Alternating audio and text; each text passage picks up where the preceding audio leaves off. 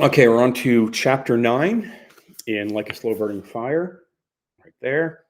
I'm just going to show you something quickly. I left off chapter 8 with the scene where Hopper and I go to the car after being at the restaurant Fuller's, and these earlier in the chapter, these two girls had left had come into the restaurant right behind us, and we saw them. And then after we went to the car, and on the windshield there was a little note from these two girls, Sandra and Eileen, and it said, "Can you take a hint?"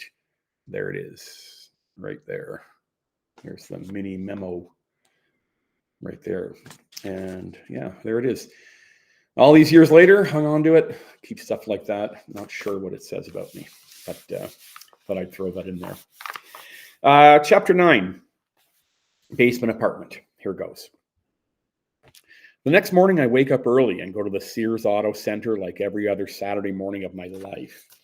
I get there by 7, and I'm on the desk. No hiding in the back, and there's a huge tire sale on, which means I'm swamped with orders, everyone wanting it done now. And are they in stock? And what about an oil change? I have a coupon. How long is it going to be? My kids at soccer got to pick her up. The morning flies by, and I don't have time for my marvelous muffin and coffee. And then at noon, the phone rings. It's my manager, Dave. He says his kid stepped on a rusty nail. He's in the waiting room at the Civic, and it's jammed. Says he might not be able to make it in later to take over for me. Then his wife yells on the phone, "He's not friggin' coming in, no might." I tell Dave, "Yeah, okay, take care of your kid." So now I'm stuck till 6 with I want tires, how long's it gonna be? Dave says, "I owe you one, man, seriously, not much I can friggin' do. It sucks bag. You'll be there someday, fucking trust me," and hangs up. Mark hands me a clipboard and with a tire order. I look down at the order to see if we have the tires in stock. When I look up to tell him, "Yeah, we got them, it'll be a couple hours," I look over his shoulder and see Mr. Cuppage standing there, eyes squinted, looking at me like he knows me from somewhere, but isn't sure. I call out to him, "Mr. Cuppage, hey." He looks at my name tag and says, "Hey, how are you? It's been a while. You still playing squash?" "Yeah, once in a while," I tell him, "at Queensview." Mr. Cuppage was my accounting teacher in high school, and we used to play squash together. He was this ordinary guy, short, with a full beard and this calm, knowing look, like he knew something the rest of us didn't. He taught us accounting, but really he taught us how to be people, how to get by.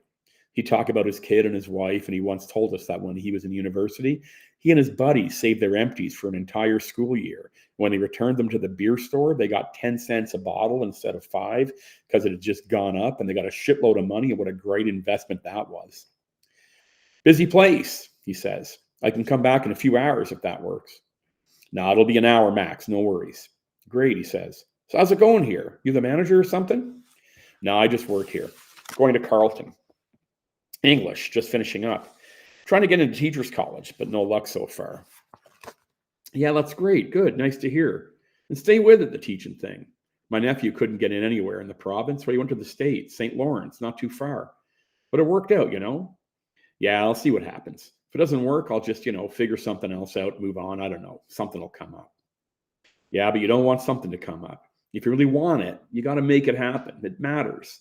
You'd be surprised how easy it is. Just wake up one day and you're 35 and you say to yourself, 'This is my life. What am I doing? This sucks. What the hell happened?' Yeah, I guess.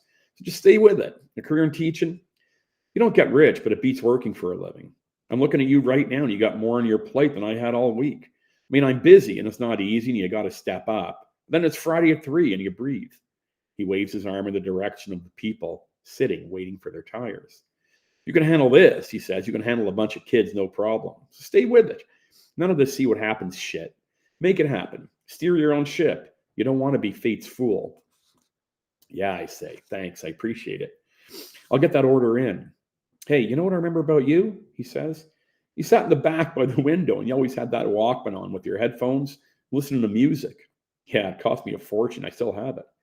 Yeah, and you always had it on so loud. Remember walking by you, and you'd be singing along Night to Night Moves or that John Cougar, what's his name, Pink Houses." "Yeah," I say. "Sounds about right." "Yeah.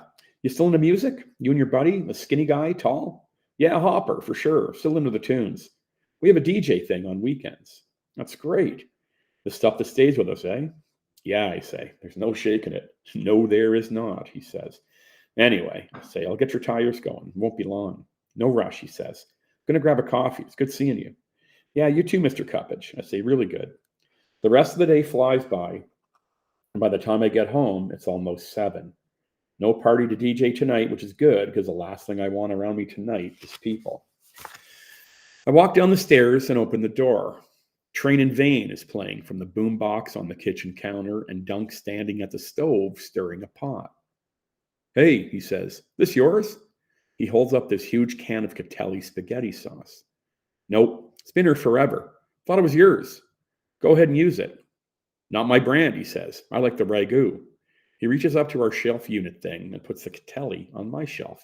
Dude, I tell him, that shit's not mine. I don't want it. I told you, ragu, so the Catelli's yours, he says. I don't want it. Don't like the label. Don't like the label. That doesn't make any fucking sense. Get it off my shelf, dude. I don't want that big-ass can hogging all my space. I don't like the fucking label either. Well, it's on your shelf now, so it's yours. Tough shit for you, dude. You're a loser, I say. You're a loser times 2, he says. When you grow up, you're going to be a grocer. You're the fucking grocer. You're a grocer times infinity, Dunk says. And you're a loser because you like the pogies.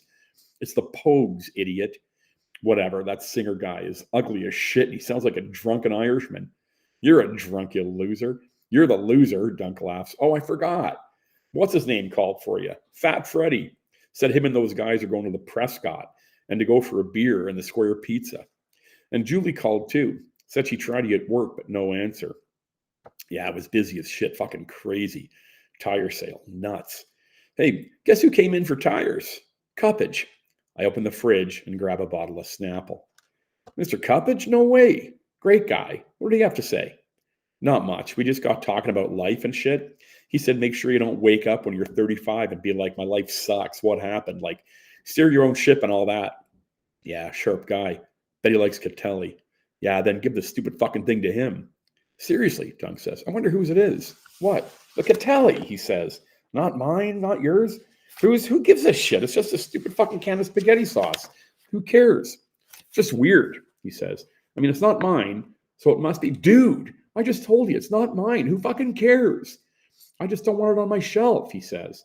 What does it fucking matter? So it doesn't matter. It fucking stays on your shelf, he says. You're an idiot, I say. What are you doing tonight? Boys are coming over. Ricky, Steve, and Bruce. Leafs game, Detroit. You gonna hang or you heading out? I'm white. Think I'll just go grab something to eat. Maybe go for a drive. You can always make something here. You got the Catelli. Jam your Catelli. Dunk continues to stir the pot on the stove. And what do you mean go for a drive? He says. What are you, some old man? Who goes for a drive? Where are you going to go? The airport again? Just going for a drive. What's wrong with that? Stir your fucking bogus spaghetti. I grab the cordless and head into my room. I call Freddie and leave a message saying I'm laying low. And then I call Julie, and she says people from her work are going to Hurley's for this birthday thing for some guy from menswear. It'll be fun, and we should go. I tell her, go ahead to Hurley's. I'm going to hang with Dunk. And she says, okay, if that's what you want to do. I tell her I'll call her tomorrow. And she says, okay, whatever. I take a shower, get dressed. And when I'm leaving, Dunk says, where are you going? I tell him, none of your business, grocer. And as I'm shutting the door, he yells something at me, but I don't hear it. And that's the end of chapter 9.